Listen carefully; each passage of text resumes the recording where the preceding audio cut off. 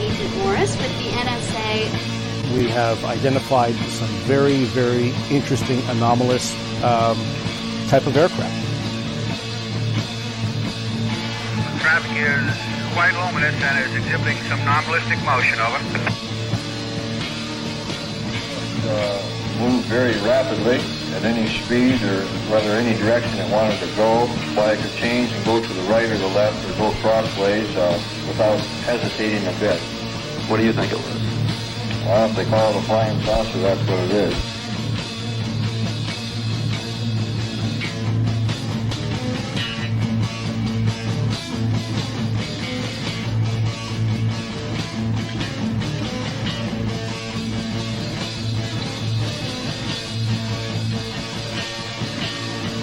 EWA 517, do you want to report a UFO? Over. Negative. We don't want to report. Look, it wasn't my worst Wednesday night. Good evening, everybody. Welcome to another edition of Anomaly-NOW, straight out of Austin, Texas. Thank you for joining us. I'm your host, Miles Lewis. I'm so happy to be here with you, and thank you for tuning in. Thank you for subscribing. Thank you for liking. Thank you for subscribing to the podcast and sending those links around. This is the weekly live news roundup show for the 501c3 nonprofit Anomaly Archives Scientific Anomaly Institute. As I said, based here in Austin, Texas. And let's dive right in. I'm so excited about this new Patreon that we've got and the live monthly lecture series that we started for our folks who are at the Anomaly Academy Cadet tier or higher. That's $10 a month. That gets you access to each month's new live lecture by a Fortean seeker, anomalous researcher. And we've started back in June with our first presenter, Brent Rains, who you might remember if you've been paying attention. And this, of course, is his book, John Keel, The Man, the Myth, and the Ongoing Mysteries by Brent Rains. Brent's great. Love his work. You can go to apmagazine.info and see a plethora of great free material that he compiles each month for his monthly AP Alternate Perceptions magazine that he's been doing for a really, really long time. Great stuff. And then, of course, coming up next month, rather this month, this Saturday, July 13th, we have Professor WHAM presenting Congratulations, You're a Paranormal Researcher, or How to Keep an Open Mind in Those Blue Rose Petals Forever Fresh. And this is a talk taking inspiration from Eugenia Macer's story, Paul Eno in Twin Peaks. So that's going to be interesting. And if you're not familiar with her, you can find out more about her by going to her website, ProfessorWham.com. And there we go right there. Professor Wham's beautiful site. She blogs, she writes books, and she vlogs. She does video versions of her blog that you can go to her YouTube channel and subscribe there. Great stuff. Recent postings include tornadoes on the edge of the strange. Past postings include my haunted houses, traditions, magical and mystical, et cetera, et cetera. And yeah, really check her out, and also check out her book. This is a wonderful book, Mysterious Beauty, Living with the Paranormal in the Hudson Valley. Great stuff, like I say. And oh yeah, so a friend posted this and made me aware of a new book that I immediately acquired because, well, gosh, I had to know. Wilhelm Reich versus the Flying Saucers, an American Tragedy. This is a nonfiction work about Wilhelm Reich and his connection to the UFO phenomenon. And for those who don't know, it's an intriguing story of much interest, and you can find out more at his website, jamesreichbooks.com. The author, James Reich, no relation to Wilhelm Reich other than just the same last name, but no family connections apparently. And yeah, here's the book right there. A little saucer on it. So you might find that interesting. Can't wait to dive into that. And like I said, you can find out more about the patreon.com/Anomaly Archives, and that will show you information about Professor Wham's lecture that's coming up this Saturday. And in case you're not familiar, her publishing name is Dr. C.S. Matthews. She studied paranormal experiences and reports for over 4 decades, has advanced degrees in religious studies and American cultural studies, and is an ardent environmentalist. Very interesting person, always has interesting takes on stuff. So check that out. Okay, so there is, of course, a ton of great stuff over at the Flipboard, flipboard.com/@Anomaly Archives. And can't get to all of it. We're not going to get to Asian elephants bury their dead, new research suggests, or some of these articles by Gideon Reed, this British writer researcher who's published a number of articles. These aren't necessarily recent. There's several things I came across recently that were not recently written, but I had to share because just very interesting stuff, including I had missed this post from Diana Pasulka back in November of 2016, unidentified aerial phenomena and new research Q&A with Diana Walsh-Pasulka and Jacques Vallée, which really intrigues me because it has, not pictured here, is to the left of him, or to his right, Bertrand Mahoost, a very interesting person in the interpretation of UFO narratives from a psychosocial perspective. In fact, he's considered one of the grandfathers of the psychosocial UFO hypothesis. Anyway, great stuff over there, but let's dive right in. So again, something else that's not that new, but which I think is worth checking out, is over at sentinelnews.substack.com, and Gretchen Stallman, an analysis of the scientific literature on UAPs from 1967 to 2023. Gretchen Stallman submitted an article to ARXIV on March 22nd of this year entitled Closing the Information Gap in UAP Studies. And this, very interesting. It's pretty easily digestible. It's a great collection of information that I think anybody interested in UFOs will find worthwhile. And just to build a little bit on Gretchen, she's an assistant professor in the School of Information at Florida State University.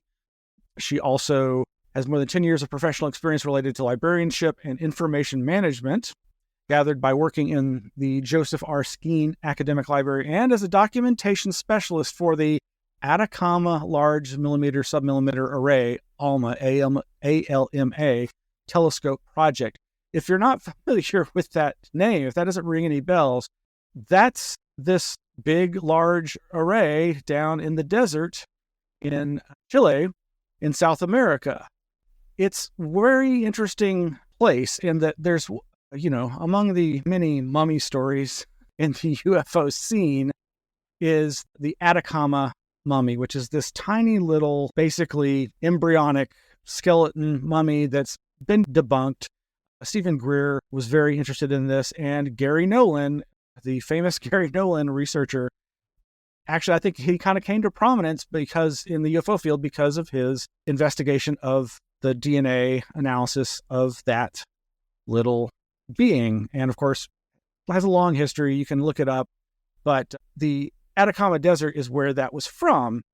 And she's associated with this. It doesn't really have anything directly to do with this article, but I still found that interesting. And we'll come back to that desert in a bit. But interestingly, what she did is she did an analysis of information online in all these journals and whatnot. As the article says, the study overall aims to begin bridging a gap between UAP studies as an evolving research area in library and information science, LIS. This exploration of scholarly literature about UAP, a topic that potentially represents an emerging interdisciplinary scientific field, aligns with the broader goals of these fields to understand how scientific knowledge evolves and gains legitimacy over time through consensus. Guided by the research question, how has the topic of UAPs evolved as a subject of scholarly inquiry over time?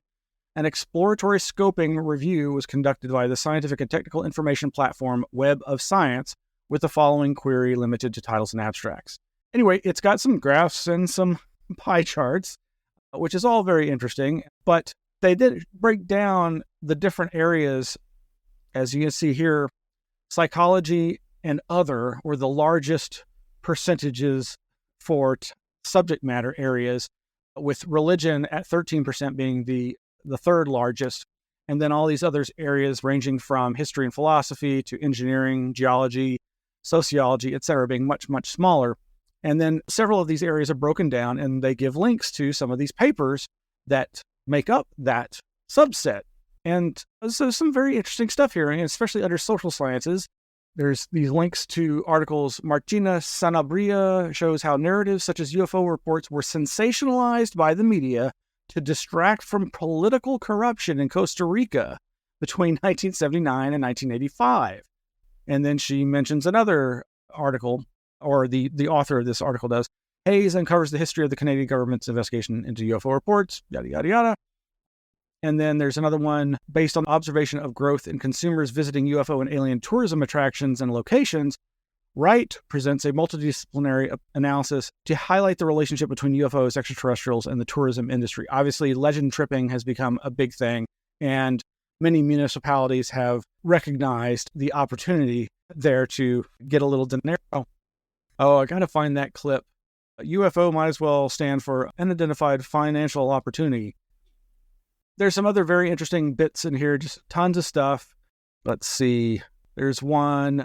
Stice et al. Analyzed national survey data collected 2 months after the ODNI report release and showed that paranormal documentary and reality television viewing, Fox News viewing, YouTube use, and Joe Rogan Experience listening were positively associated with belief in UFOs. Of course, that phrase right there is so just terrible, belief in UFOs. Gee, you cannot not believe in UFOs. They are unidentified flying objects, not necessarily alien or extraterrestrial spacecraft. Anyway, there's some other interesting ones here. Yes, under arts and humanities. Within the humanities classified sources, Hodges and Paxton-Fear analyzed the evolution of the writings, which made it possible to recruit and then reinforce the beliefs of the members of the Heaven's Gate sect by promising them salvation through bodily transformation before their departure aboard UFOs. And then this one, Rose explores racial aspects of UFO abduction narratives from white Americans, suggesting that these stories, which make up an overwhelming majority of such accounts, come from collective feelings of widespread culpability for the enslavement and profiting from African persons. If that interests you, you really should check out our speaker this weekend and find our archive of her past presentations, including the one that she did for our fundraising streamathon in 2020, wherein she talked about the Betty and Barney Hill case. And of course, I became aware of Dr. Matthews, Professor WHAM, because of her dissertation on Black African-American abductees and exploring that aspect of race in all aspects of the ufological abduction narratives. Very interesting stuff. Anyway, there's a lot of other great stuff in this article, including some interview questions and, again, including, of course, the obligatory, how did you get into this sort of thing? And this is one I liked. Could the statistical analysis that you have carried out to study the evolution and distribution by field of scientific publications over the last 60 years be carried out with other types of information sources, such as international journals or media, YouTube, for example? And of course, she says yes. And she even says, I've started some preliminary work in this area, and then later on goes on to confirm that she is in fact going to be working on more of that. And that just intrigues me, of course, because we've covered news articles and reporting about the pseudonymous Isaac Coy over in England, who is constantly working to digitize materials and get them put online at archives such as the AFU, Archives for the Unexplained in Sweden, and who's done a lot of what she starts talking about as far as getting transcripts of that and putting it into searchable databases. And so some of this isn't all that new, or maybe she's just not aware of that. Of course, that's not academic work on his part, but lots of interesting potentials here. And yes, so she ends with the question, do you have other study projects on UAPs in preparation? Yes, there is one collaborative project that I am very excited about, but can't discuss right now. I look forward to sharing the outcomes of that project over the next few months. In terms of the literature review presented here, this was a short paper presenting initial results. And she goes on to say, I am doing some preliminary work with social media data to further examine the evolution of UFO discourse, UAP discourse, as she says. Great stuff. Anyway, very, very worth your while. Go check it out. So, I mentioned the Alma Atacama desert location that she's associated with somehow, working with data management, I guess, there.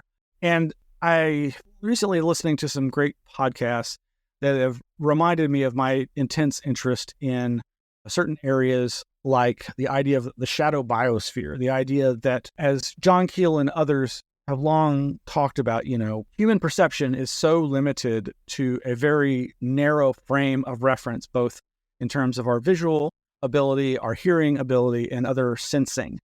And John Keel and others have suggested that there are, in fact, other things living here with us that we don't normally see. And when we do see them, that's what generates these UFO reports. anomalous encounters.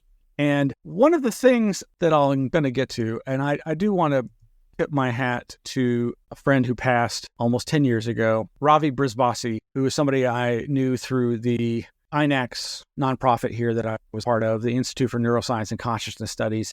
And he was a wonderful man, very brilliant. And at some point, I posed the idea to him of what I'm talking about, this idea of, is it possible that there could be other things living here that we don't perceive? And that's when he started telling me about the left-hand, right-hand spin of amino acids and other molecular stuff that talk the building blocks of life, and the idea that everything in our neck of the woods is one-handed direction versus the opposite. What he was describing with, I don't recall if he actually used the phrase shadow biosphere, but that is the phrase that has become popularized, and I forget exactly when that came about. Let's see, what is the shadow biosphere theory? Shadow biosphere, hypothetically, life-supporting system on Earth consisting of microorganisms of unique or unusual molecular structure and biochemical properties, and representing the possibility that life on Earth originated more than once. That's from a June of this year Britannica definition. But this 2015 article, which is titled something different than it says there, Does Earth Have a Shadow Biosphere? Over at Aeon Essays. Earth's alien life forms might be living right under our noses, but how can we find them if we don't know what we're looking for? There's a couple of paragraphs I want to read here. We could be poised on another such philosophical precipice, about to discover a second important world hiding amid our own, alien life on our own planet. Today, scientists seek extraterrestrial microbes in geysers of chilled water shooting from Enceladus and in the ocean sloshing beneath the ice crust of Europa. They search for clues that beings once skittered around the formerly wet rocks of Mars. Telescopes peer into the atmosphere of distant exoplanets, hunting for signs of life. But perhaps these efforts are too far afield. If multiple lines of life bubbled up on Earth and evolved separately from our ancient ancestors, we could discover alien biology without leaving this planet. The modern-day descendants of these aliens, quote-unquote, might still be here, squirming around with Van Leeuwenhoek's microbes. Scientists call these hypothetical hangers-on the shadow biosphere. If a shadow biosphere were ever found, it would provide evidence that life isn't a once-in-a-universe statistical accident. If biology can happen twice on one planet, it must have happened countless times on countless other planets. But most of our scientific methods are ill-equipped to discover a shadow biosphere.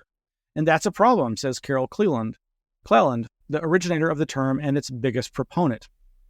The idea came to Cleland, a philosopher at the University of Colorado at Boulder, when she spent a sabbatical year at the Centro de Astrobiología in Spain. She was studying the scientists who were studying microorganisms. Quote, if you have a sample of soil, she asked them, how will you recognize what's in it? The scientists rattled off the usual answers: slide it under a microscope, put it in a petri dish, make millions of DNA copies, catalog the genes. But that party line disturbed Cleland. You couldn't detect anything that wasn't almost identical to familiar Earth life, she said. Their methods assumed that all microbes have genetic material that works like ours. Isn't it possible, Cleland wondered, that life arose more than once here? If so, organisms from a second or third genesis would never turn up in our tests, because our tests are only meant to turn up familiar life. But these organisms, if they exist, would leave traces in the environment, Cleland says. In 2007, in the journal Studies in History and Philosophy of Biological and Biomedical Sciences, Cleland wrote about just such a trace: desert varnish. It's a strange sheen like a hardened waterfall that covers desert rocks all over the planet. The streaks run down the rocks from the desert of El Aziza in Libya to Antarctica's Dry Valley. Desert varnish, into which people have scraped petroglyphs for thousands of years, appears layer by layer, growing only the width of a human hair each millennium. The varnish is replete with arsenic, iron, and manganese, although the rocks it coats are not. No known geochemical or biological processes can account for its ingredients. And yet there it is. Since that discovery, Cleland has urged scientists not to discount, but to seek out such anomalies as the varnish, things that don't quite seem to fit, because maybe they don't fit. Well, there's a ton of other articles that are on this subject of the shadow or hidden biosphere. This one from phys.org, hidden biosphere discovered beneath world's driest hot desert. Oh, what would that be? Atacama in Chile. And like I said, there's other articles about this as well. Anyway, I find this fascinating, again, and just the weird intersection of the shadow biosphere, this particular librarian's research, and Garry Nolan's connection to the Atacama. And let's get to some other stuff that involves Garry Nolan at some point. Let's see here. But before we do, remember last week when we talked about the joking news report about people high at Red Rocks concert venue seeing UFO? And I mentioned so far as I knew, there had been no investigation of this, just an anonymous report on the New Fork website. Well, somebody tracked down the witness. Westword.com, journalist Patricia Calhoun, July 10th. More on that Red Rocks UFO sighting and the lack of photographs. They point out that the day that they posted this article was World UFO Day, but honestly, the dates are always so weird for UFO week or day. It's June 24th, for goodness sake. Anybody who's been into UFOs knows that the Kenneth Arnold sighting predates the Roswell crash. Reports of the sighting were no publicity stunt, says Michael Lehman, Lehmann, who was working just his second job as a stagehand at the legendary venue on June 5th, loading out equipment after the all-time low show. Quote, I was working there when one of the loaders said, hey, what's that up in the sky? Looks like a spaceship. Lehman recalls he and the dozen or so others on the crew all looked up and holy crap, there it is. There were about 15 bright white lights stacked 3 high, and they're going around this thing. And the lights could help you see its shape, says Lehman. Now, this is definitely more detail than is in, I believe, the original report over on New Fork. And, I was listening to Micah Hanks talk about this, and he seems convinced that this was a misidentification of Starlink.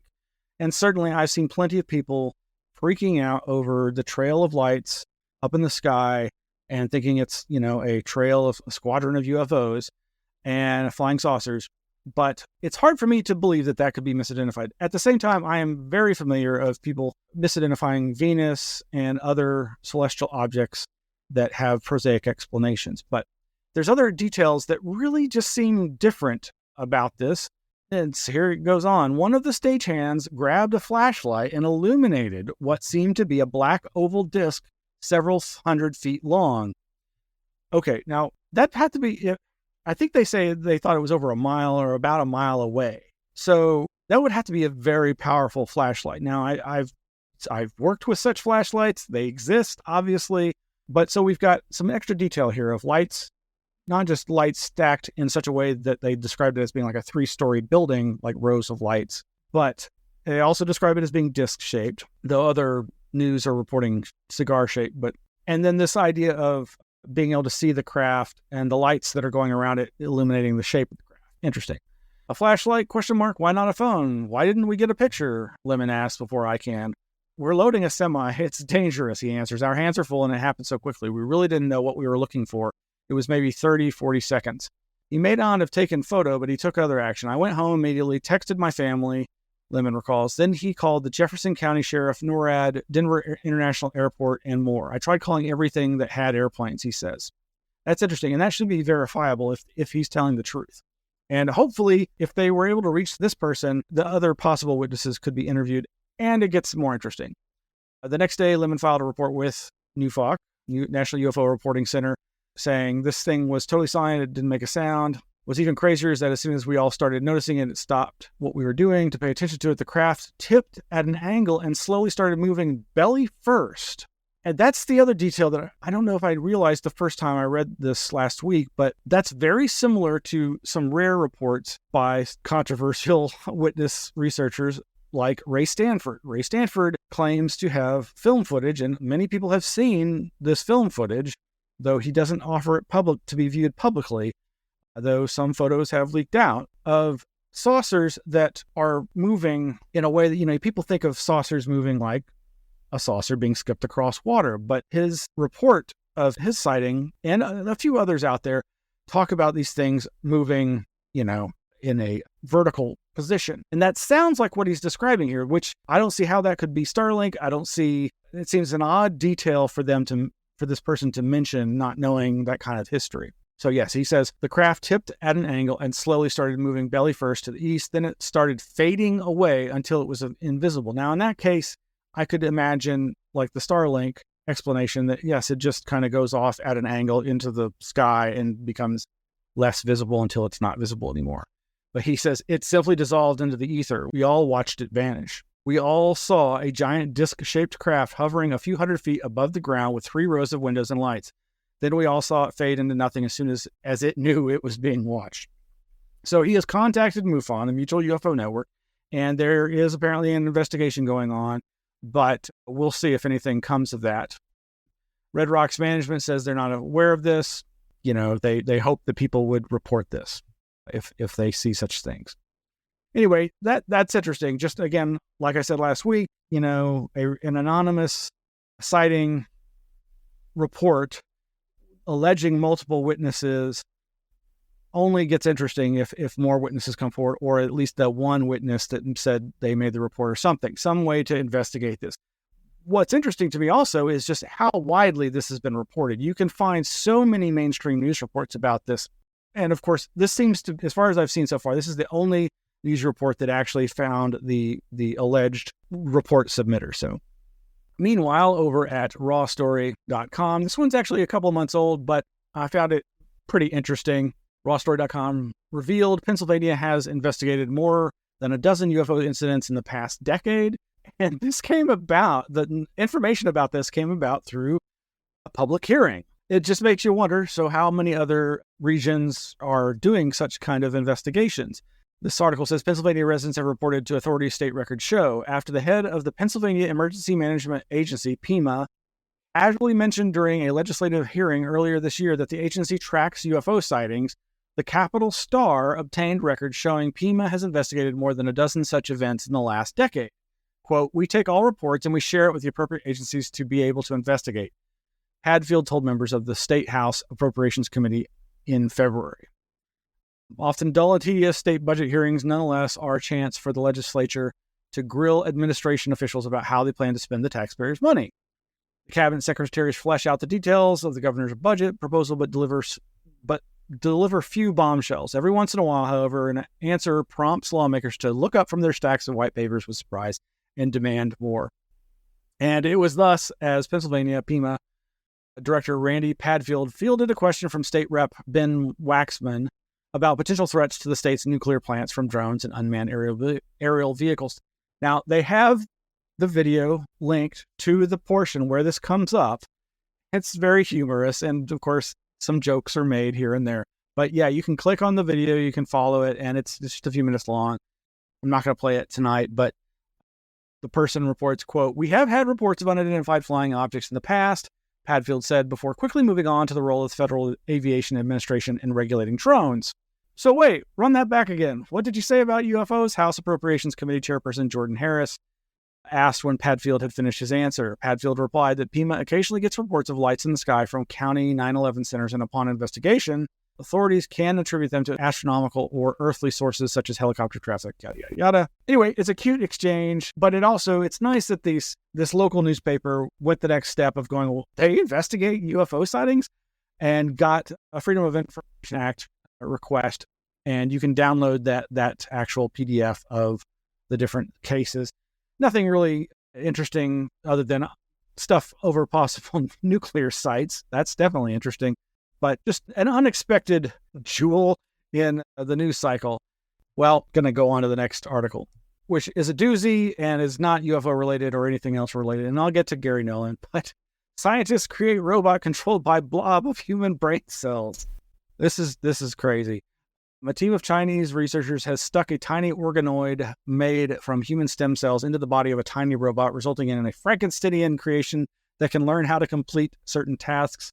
As the South China Morning Post reports, the researchers from Tianjin University and the Southern University of Science and Technology hooked the brain tissue to a neural interface, allowing it to pass on instructions to the humanoid robot body. The goal is to study brain-computer interfaces that can act as a mediator between electrical signals in the brain and computing power. According to a statement by the researchers, the brainy robot is the, quote, world's first open-source brain-on-chip intelligent complex information interaction system, unquote. It's not a very in-depth article, but it's just a little too freaky to go unmentioned.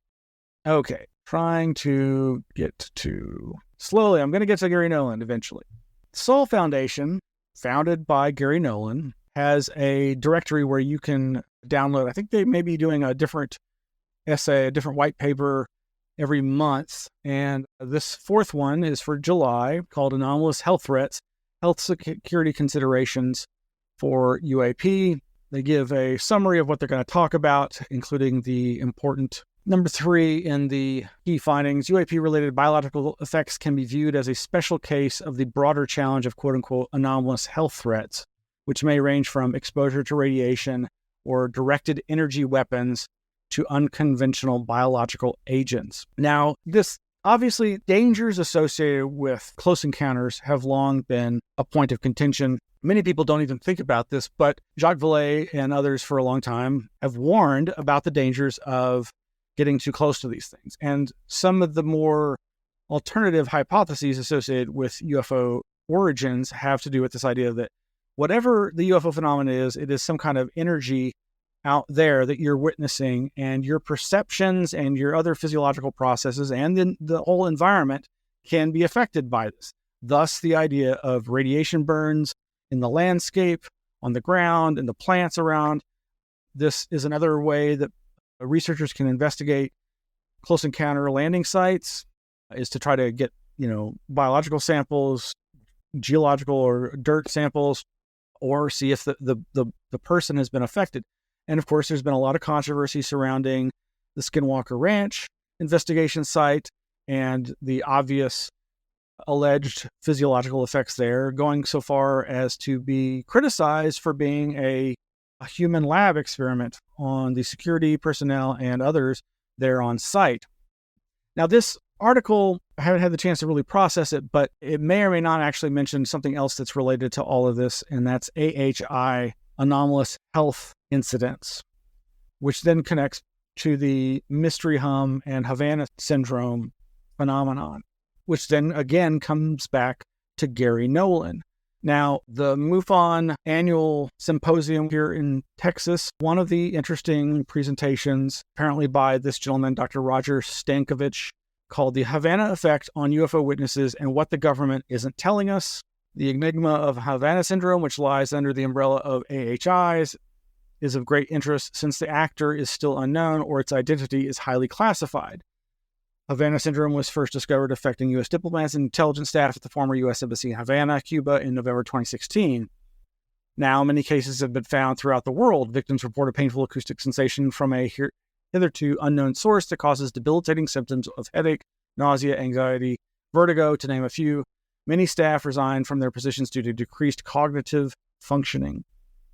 Investigations by the U.S. Intelligence Community Experts Panel, the Jason Scientific Advisory Panel et al. Failed to discover an actor and how the damage was inflicted, speculating that it could be a form of directed electromagnetic or ionizing energy. In March of 2023, the Washington Post made the public aware that Havana syndrome could not be attributed to any foreign adversaries following these extensive intelligence review findings.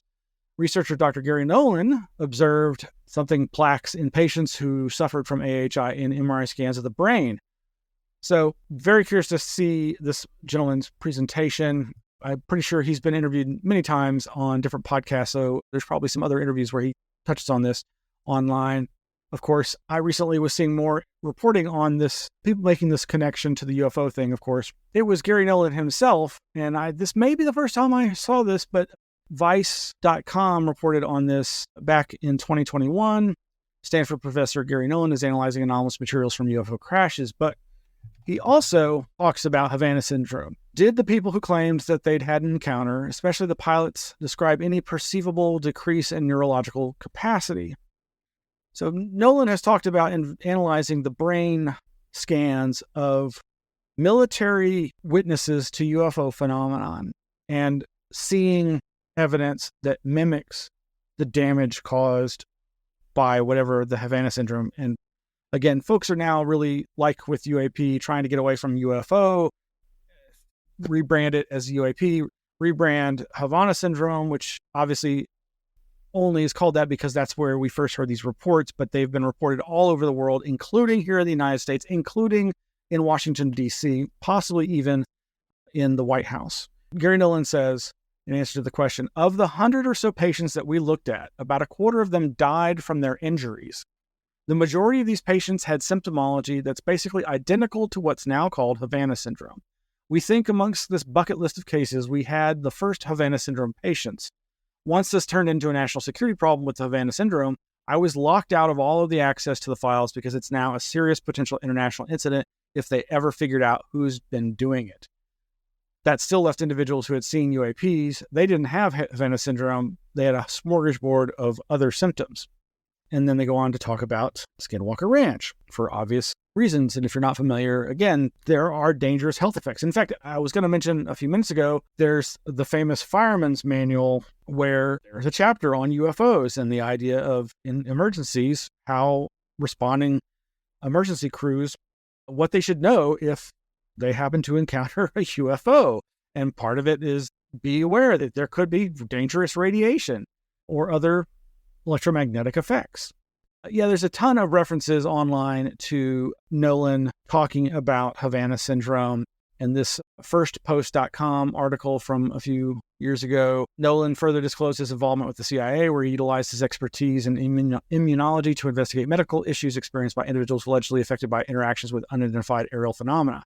He noted the striking similarity between the symptoms exhibited by these patients and the condition known as Havana syndrome, which was first reported in Cuba in 2016 and has affected several U.S. officials and military personnel stationed abroad.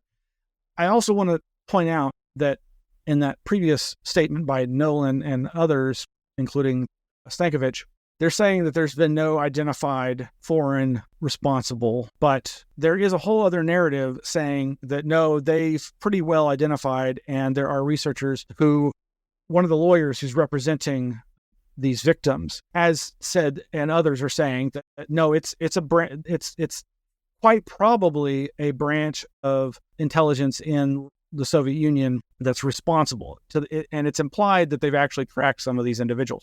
Now, this is old news to anybody who's been studying psychotronics, electromagnetic weaponry, non-lethal weaponry for any length of time. The reason back in the 90s I published a zine called ELF Infested Spaces. Elf Infested Spaces was both a play on Terence McKenna's phrase, Elf Infested Spaces, to describe the DMT realm, but was also a nod to all the literature about the possibility of ELF being a transmitter wave for psychic phenomena, so anomalous cognition and information, ESP, but also mind control technologies.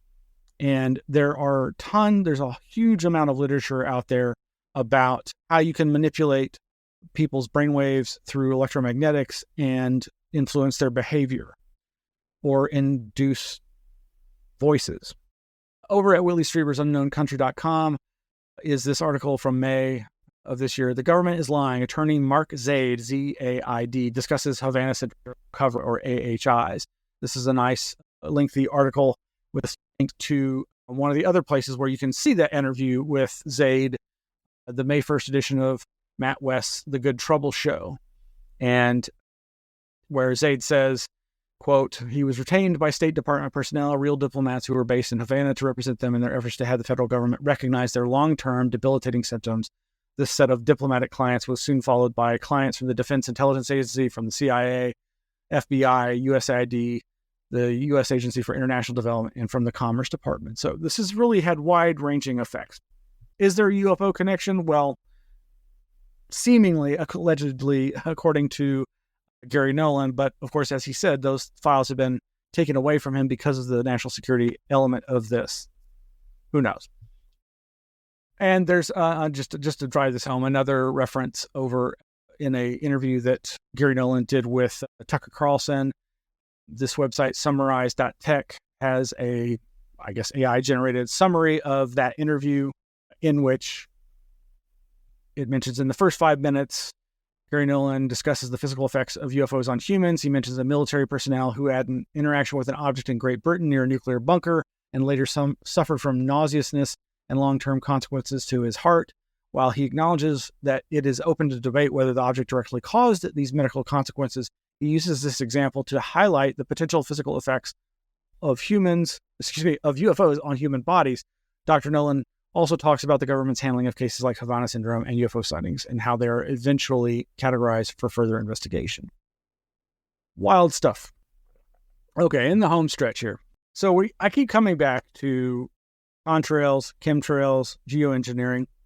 I was recently reminded of this article from almost 10 years ago. A Smithsonian magazine headline, "Airplane Contrails May Be Creating Accidental Geoengineering. Dissipating haze from plane exhaust alters how sunlight reaches the Earth and may be unintentionally affecting our climate." By Sarah Zelinsky, December 16, 2015. Again, it's not that surprising that cloud cover influences temperatures and heating and so forth. So it says geoengineering involves the manipulation of an environmental process in such a way, usually deliberate, that it affects the Earth's climate. For instance, previous researchers have proposed combating global warming by intentionally seeding the atmosphere with small particles or aerosols to scatter some sunlight and reduce the amount of heat trapped by greenhouse gases.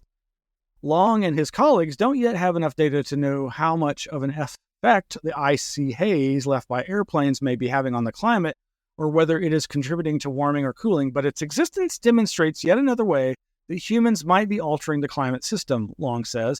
And quote, "You can see this with your own eyes. The discovery comes out of studies of how much sunlight reaches the Earth's surface. The energy is not constant. From the 50s to the 80s, for instance, the sun seemed to slightly dim. Then it started to brighten. When scientists looked for a cause, they tried linking these changes to the sun's variable output," said Martin Wild of the Institute for Atmospheric and Climate Science at ETH Zurich during the press conference, but they couldn't find any correlations. Quote, "If it's not the sun, it must be the atmosphere responsible for the change," she said. "High levels of pollution in the mid-20th century sent massive amounts of aerosols into the atmosphere where they blocked some of the sun's energy, but when places like the United States and Europe began polluting less, the amount of aerosols decreased and the sun appeared to slightly brighten." Now, this is from 2015, and more recently, there's this essay research article from Communications, Earth, and Environment that's over at nature.com. "Cleaner burning aviation fuel can reduce contrail cloudiness." That's the hypothesis. Now, I'm pretty sure I've mentioned on this show that many years ago, and I think it was in like 2002 or 3, my dad showed me a magazine. It was an aviation magazine, mainstream, that was talking about how regional climates were being changed by thick amounts of contrails, that like where the contrails were the most prolific over airports and high traffic air traffic zones, that they were seeing a change in the climate and the environment, that they were like, look, it's clearly because of the effects of all these contrails. And I know early on in the rise of the chemtrail conspiracy theories, there was a lot of people talking about, Alex Jones may have been one of those, who suggested that there had been some change in the jet fuel, that there was some new ingredient either added or taken out that was causing contrails to be more persistent and last longer. Well, again, not saying whether this is true or not, but here is somebody investigating that very idea, the idea of aviation fuel having an effect on those contrails. And this is from circa 2021, June. Meanwhile, jump forward to January of 2023, over at CNN, "Contrails are a problem for aviation, but could be an easy solution." And this article has some interesting statistics that are probably outdated now, but saying that these contrails might be innocuous, but they're not. Contrails are surprisingly bad for the environment. A study that looked at aviation's contribution to climate change between 2000 and 2018 concluded that contrails create 57% of the sector's warming impact, significantly more than the CO2 emissions from burning fuel. They do so by trapping heat that would otherwise be released into space, and yet the problem may have an apparently straightforward solution. Researchers say that by targeting specific flights that have a high chance of producing contrails and varying their flight path ever so slightly, much of the damage could be prevented. Sure enough, somebody started a business to look into this. And that company is called Cetavia. Cetavia pivoted to tackling contrails by developing a weather prediction model that can forecast the conditions that lead to their formation. Of contrails' climate impact, quote, 80 or 90% is coming from only maybe 5 to 10% of all flights, says Durant. Simply redirecting a small proportion of flights can actually save the majority of the contrail climate impact, unquote. The approach Cetavia is taking is to target those 5 to 10% of flights on any given day and modify their flight plans before the aircraft have even taken off. That means changing their altitude or route to avoid flying through parts of the atmosphere which are prone to forming persistent contrails. Well, that's novel, and I'd never seen or heard anything about this and came across it, so looked up Cetavia. And sure enough, This is a fairly recent, April of 2024. Satavia reports from 10-month contrail management trial involving 12 airlines. They've claimed significant reduction in climate warming contrails from a range of commercial jet types during a 10-month test program conducted last year on 65 flights operated by 12 airlines. Again, I'll provide the link to this. You can read into it. I know this is far afield from the para-oriented subject matter of the Anomaly Archives, but it's, I think, fascinating for obvious reasons. Dovetails with so much of the conspiracy culture and literature and ideas about this. And then I think I found this other article from last year, same nature.com, Communications, Earth and Environment, public perceptions on solar geoengineering from focus groups in 22 countries. Anyway, just I found it interesting just to see, so what are people's thoughts on this? Yeah, they compare results against previous research on the public perceptions of solar engineering, as well as wider activities in assessment, innovation, and decision-making. And they found that Global South groups exhibit greater hope, but an arguably richer range of concerns for solar geoengineering. Solar geoengineering, a set of hypothetical or unscaled proposals for offsetting global warming by reflecting incoming sunlight and lowering temperatures at regional to planetary scales. I hope you find that interesting. I sure do. Well, I think that was it. That may have been the last. That's a lot to go through, folks. Thank you for staying with it. We'll be back soon. Oh, I should just, again, remind you about the upcoming event we've got going on this Saturday. That's Professor WHAM giving her lecture, Congratulations, You're a Paranormal Researcher, or How to Keep an Open Mind, and those blue rose petals forever fresh. Of course, the blue rose petals being a reference to David Lynch's Twin Peaks, the movie version, Fire Walk with Me. Basically, this idea of an X-Files. The Blue Rose reports were in kind of the predecessor to the X-Files, as was the series Twin Peaks.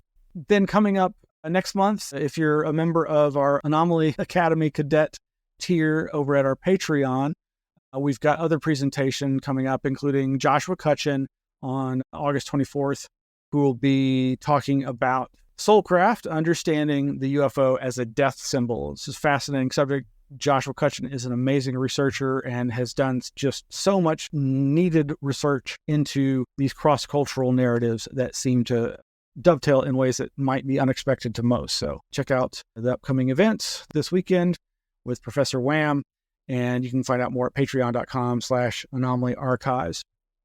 Well, thanks again for joining us, everybody. I'm Smiles Lewis signing off. Good night.